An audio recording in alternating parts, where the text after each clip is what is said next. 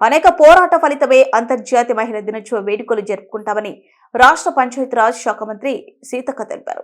అంతర్జాతీయ మహిళా దినోత్సవ సందర్భంగా హిమాయత్ నగర్ కాంగ్రెస్ లీడర్ మహాలక్ష్మి రామన్ గౌడ్ ఆధ్వర్యంలో నారాయణగూడ మేల్కోటి పార్క్ లో నిర్వహించిన వేడుకల్లో మంత్రి సీతక్క ముఖ్య అతిథిగా పాల్గొన్నారు.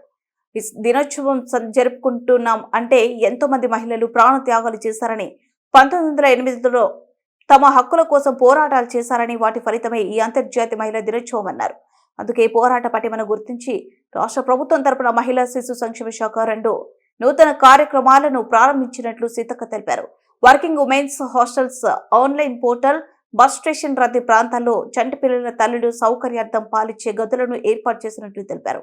అలాగే పైలట్ ప్రాజెక్టులో భాగంగా హైదరాబాద్, మేడ్చల్, రంగారెడ్డి జిల్లాలో 10 ప్రాంతాల్లో ఫీడింగ్ రూములను ప్రారంభించినట్లు వెల్లడించారు.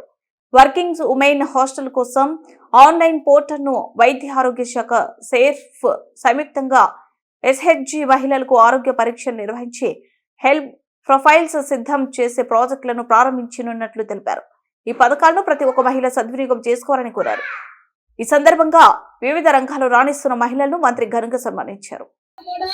ఇప్పుడు హిమాయత్ నగర్ లో విద్యను అందిస్తున్న వాళ్ళు ఒకరైతే, ఆరోగ్యాన్ని అందిస్తున్న వాళ్ళు ఒకరైతే, న్యాయం ధర్మం కోసం పోరాడుతున్న మమత గారు ఒకరైతే, అలాగా అందరూ ప్రిన్సిపల్ గారు చదువు నేర్పించేవాడు ఒకరైతే, అలా అందరూ కూడా హిమాయత్ నగర్ ప్రజలకు సేవ చేస్తూ ఉన్నారు.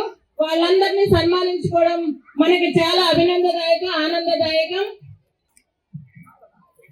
మనలో ఉన్న మహిళా శక్తిని ఈ రకంగా చూపిస్తూ ఉన్నారు. సో మహిళా శక్తి రోజుకి 10,000 సంపాదించడం అనేది చిన్న విషయం కాదండి. అందరూ ఇన్స్పిరేషన్ అవుతూ ఏదో ఒక ప్లేస్ భగవద్గీత బుక్ గట్టిగా